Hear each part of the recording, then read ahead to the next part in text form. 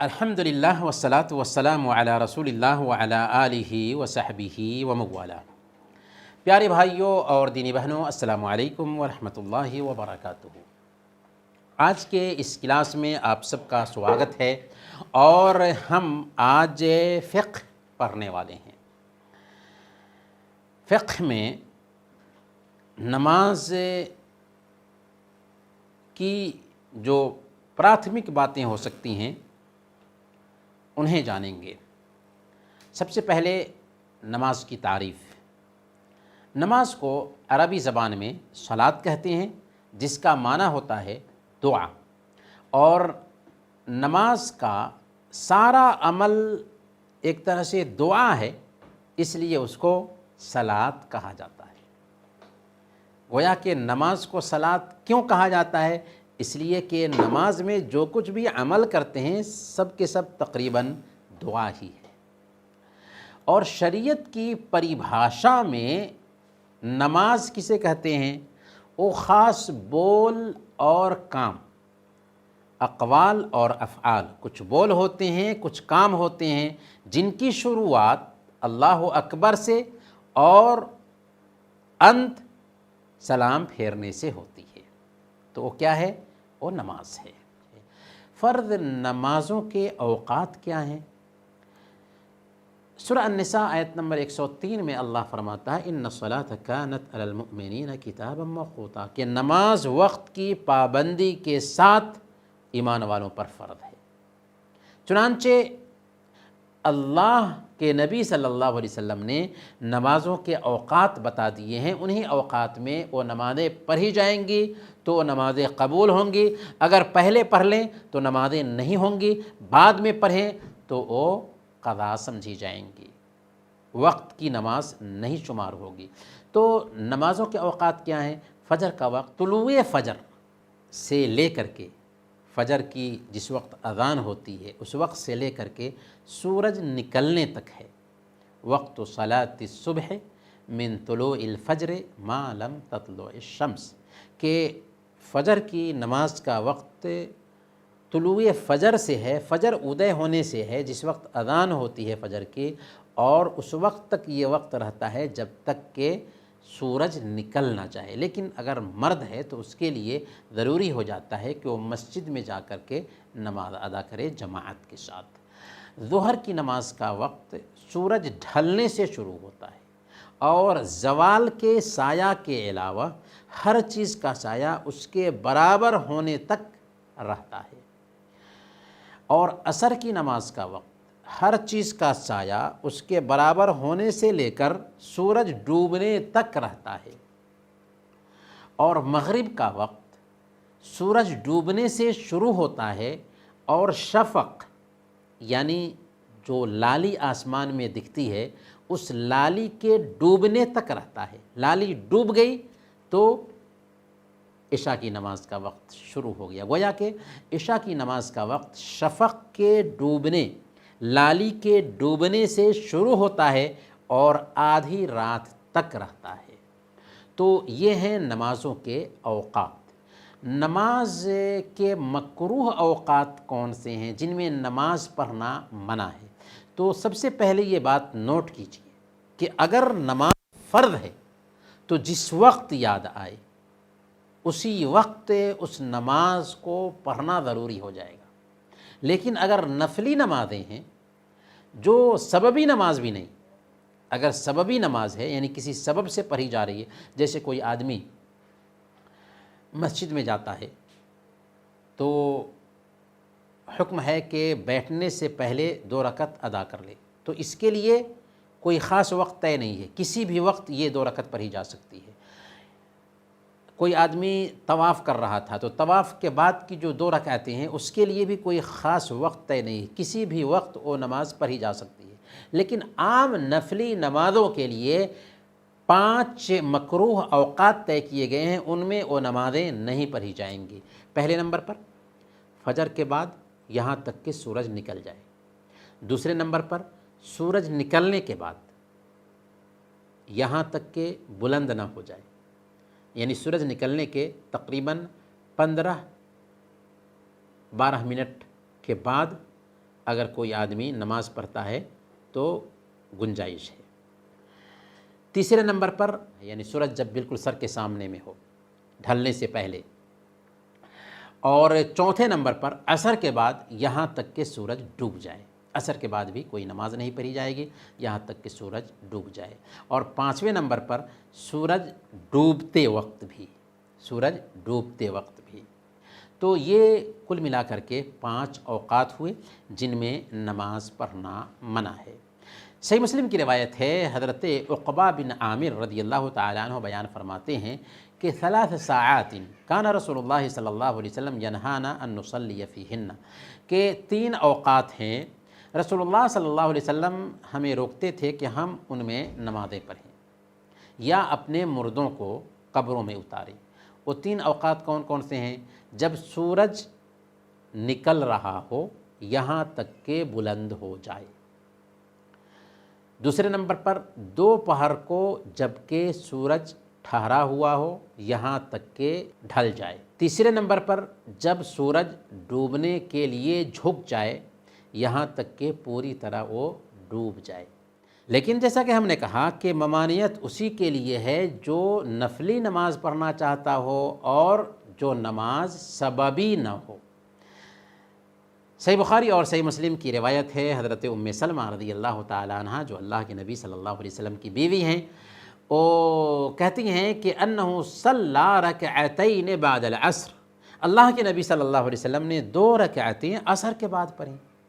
حالانکہ ابھی ہم نے سنا ہے کہ عصر کے بعد نماز نہیں ہوگی۔ فسألتہ عن ذلک، میں نے آپ سے اس نماز کے بارے میں پوچھا تو آپ نے فرمایا کہ وفد عبد القیس کے ساتھ مشغول ہو جانے کی وجہ سے ظہر کے بعد کی یہ 2 رکعتیں میں نہیں پڑھ سکا تھا، چنانچہ میں نے انہیں پڑھی ہیں۔ تو اس سے پتہ یہ چلا کہ کبھی کبھار اگر ایسا ہوتا ہے تو عصر کے بعد بھی چھوٹی ہوئی نمازیں پڑھی جا سکتی ہیں، تو یہ سببی نماز ہے۔ جب کوئی مسجد میں داخل ہو تو 2 رکعت پڑھے بغیر نہ بیٹھے۔ صحیح بخاری اور صحیح مسلم کی روایت ہے، اللہ کے نبی صلی اللہ علیہ وسلم نے ارشاد فرمایا اذا دخل احدکم المسجد فلا يجلس حتى يصلي رکعتین، کہ تم میں سے ایک آدمی جب مسجد میں داخل ہو تو 2 رکعت پڑھے بغیر نہ بیٹھے۔ بہت سارے لوگ مسجد میں آتے ہیں اور بیٹھ جاتے ہیں، صحیح نہیں ہے، بلکہ کیا کرنا چاہیے کہ مسجد میں بیٹھنے سے پہلے 2 رکعت بہرحال پڑھ لیں۔ اگر سنت کا وقت ہے تو سنت پڑھیں گے، اگر سنت کا وقت نہیں ہے اور ہم بیٹھنا چاہتے ہیں تو بہرحال 2 رکعت پڑھ ہی کے بیٹھیں گے۔ جب فرض کی اقامت ہو جائے تو سنتیں پڑھنا منع ہیں، یہ بات بھی نوٹ کر کے رکھیں۔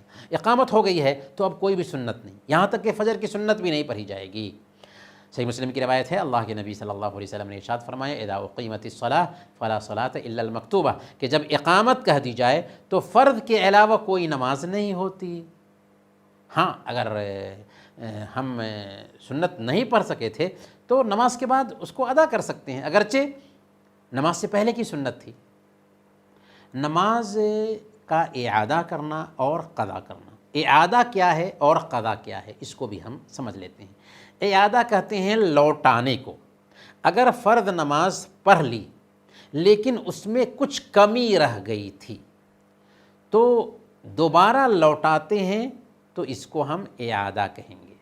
جیسے کسی آدمی نے ظہر کی نماز پڑھی اکیلے اور پھر آیا تو دیکھا کہ ظہر کی جماعت چل رہی ہے، تو اس کے لیے بہتر ہے کہ اس جماعت میں شامل ہو جائے۔ سنن ترمذی کی روایت ہے، اللہ کے نبی صلی اللہ علیہ وسلم نے صبح کی نماز پڑھی تو 2 آدمیوں کو دیکھا کہ انہوں نے آپ کے ساتھ نماز نہیں پڑھی ہے۔ آپ نے ان سے پوچھا ما منعکما ان تصلی معنا، کہ تم دونوں کو کس چیز نے ہمارے ساتھ نماز پڑھنے سے روکا؟ انہوں نے کہا کہ اے اللہ کے نبی صلی اللہ علیہ وسلم، ہم لوگوں نے گھر میں نماز پڑھ لی تھی۔ آپ نے فرمایا ایسا مت کرنا، اگر تم نے اپنے گھر میں نماز پڑھ لیا تھا اور جماعت کی مسجد میں آؤ تو نماز پڑھ لو، فَإِنَّهَا لَكُمَا نَافِلَةٌ، یہ تمہارے لیے نفل ہو جائے گی۔ ہاں اگر کوئی آدمی ظہر کی نماز جماعت سے پڑھا تھا پھر اس نماز کو لوٹانا اس کے لیے بہرحال مسنون نہیں ہے۔ ہاں ایک مسئلہ یہ بھی ہے کہ اگر کسی نے جماعت سے نماز پڑھ لی تھی اور کوئی دوسرا آدمی آتا ہے اور اس کو وہ ثواب پہنچانے کے لیے اس کے ساتھ مل کر کے جماعت کر لیتا ہے، تو اگرچہ اس نے نماز پڑھ لی تھی، اب اس کو جو ثواب ملے گا وہ نفلی نماز کا ثواب ملے گا، اور اس بات کی گنجائش پائی جاتی ہے۔ قضا کیا ہے؟ نماز کا وقت نکلنے کے بعد اسے پڑھیں تو یہ قضا ہے، یا ایسے وقت میں پڑھیں جبکہ ایک رکعت پڑھنے کا بھی وقت نہیں تھا، جیسے سورج ڈوبنے سے پہلے اگر ایک رکعت بھی کسی کو مل جاتی ہے تو عصر کی وہ نماز وقت پر سمجھی جائے گی۔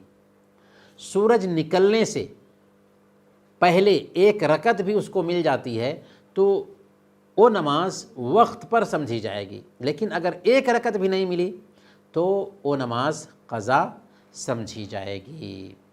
جو سویا رہ جائے یا بھول جائے اس کے لیے وہی وقت ہے جس وقت وہ جاگتا ہے یا جس وقت اسے یاد آ جائے۔ سونے کی وجہ سے اگر نماز رہ گئی تھی تو اللہ اس کی نیت کا ثواب دے گا، اور اسی وقت اس کو چاہیے کہ وہ اس نماز کو ادا کر لے۔ صحیح مسلم کی روایت ہے، اللہ کے نبی صلی اللہ علیہ وسلم نے ارشاد فرمایا، من نسی صلاۃ او نام عنہا فکفارتها ان یصلیها اذا ذکرها، کہ جو آدمی نماز ادا کرنا بھول گیا یا سویا رہ گیا تو اس کا کفارہ یہی ہے کہ جس وقت اس کو یاد آئے اسی وقت اسے ادا کر لے۔ نماز کن کن لوگوں پر فرض ہے، اسی پر ہم اس درس کو ختم کریں گے۔ ہر مسلمان مرد اور عورت پر نماز فرض ہے جو بالغ ہو، عاقل ہو، طاہر ہو، اور جیسا کہ کہا کہ مسلمان ہو۔ ایک کافر پر نماز فرض ہے یا نہیں، تو یہ بات نوٹ کریں معلومات کے لیے کہ کافر پہ نماز فرض ہے لیکن اس کی مانگ نہیں ہے جب تک کہ وہ اسلام قبول نہ کرے۔ میں نے کہا کہ فرض ہے، کیوں؟ اس لیے کہ کل قیامت کے دن ایک کافر جب جہنم میں جائے گا اور جنتی ان سے پوچھیں گے کہ تم جہنم میں کیوں آئے، تو جانتے ہیں سب سے پہلا جواب کیا ہوگا؟ سب سے پہلا جواب یہی ہوگا ان کا کہ میں نماز نہیں پڑھتا تھا۔ چنانچہ اللہ تعالیٰ نے سورہ المدثر آیت نمبر 42 سے 43 تک بیان فرمایا، ما سلککم فی سقر قالوا لم نک من المصلین۔ جنتی پوچھیں گے کہ تم جہنم میں کیوں گئے، تو پہلا جواب جو دیں گے وہ یہی ہوگا کہ ہم نماز نہیں پڑھتے تھے، نمازی نہیں تھے۔ لیکن ان کی نماز اس وقت تک صحیح نہیں ہوگی جب تک کہ وہ اسلام قبول نہ کر لے۔ دوسرے نمبر پر مجنون پر بھی نماز فرض نہیں ہے جب تک کہ اس کو عقل نہ آ جائے۔ گویا کہ ایک انسان جنون کی حالت میں ہے تو اس سے نماز کا مطالبہ نہیں ہے۔ کچھ لوگ بہت ہی کھوسٹ بوڑھے ہو جاتے ہیں اور اس عمر میں ان کا ہوش جاتا رہتا ہے، تو ایسی عمر میں بھی ان سے نماز کی مانگ نہیں ہے اور روزے کی بھی ان سے مانگ نہیں ہے، کیونکہ ان کی عقل جا چکی ہے اور بڑھاپے کی وجہ سے ہوش کھو چکے ہیں، تو اس لیے وہ بھی مکلف نہیں ٹھہریں گے۔ بچوں پر بھی نماز فرض نہیں ہے کیونکہ بچہ بھی مکلف نہیں ہے۔ سنن ابی داؤد کی روایت ہے، اللہ کے نبی صلی اللہ علیہ وسلم نے ارشاد فرمایا، رفع القلم عن ثلاثۃ، 3 لوگوں سے قلم اٹھا لیا گیا ہے۔ پہلے نمبر پر عن النائم حتی یستیقظ، سونے والے سے یہاں تک کہ وہ بیدار ہو جائے، یہاں تک کہ وہ جگ جائے۔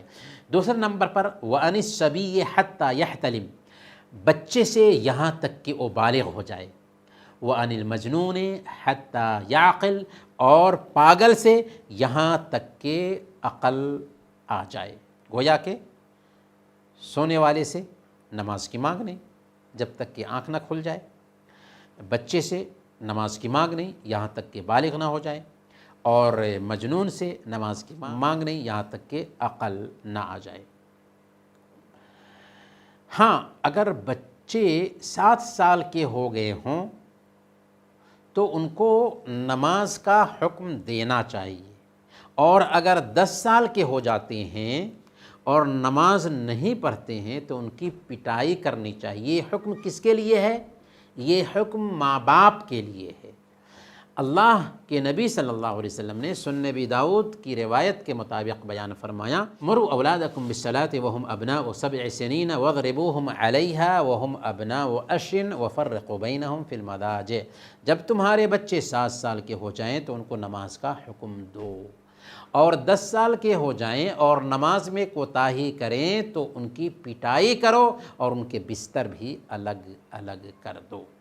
تو اس سے پتہ یہ چلا کہ بچوں کو نماز کا پابند بنانے کے لیے 7 سال سے ہی نماز کا حکم دینا چاہیے، بلکہ اگر گھر میں مائیں نماز پڑھیں گی تو بچے خود بخود ماں کو دیکھ کر کے نماز کی نقل کریں گے، اور یہی دراصل بچے کی عادت بن جائے گی بعد میں۔ ایک غیر مسلم اگر اسلام قبول کرتا ہے تو اس سے پچھلی نمازوں کی مانگ نہیں ہے۔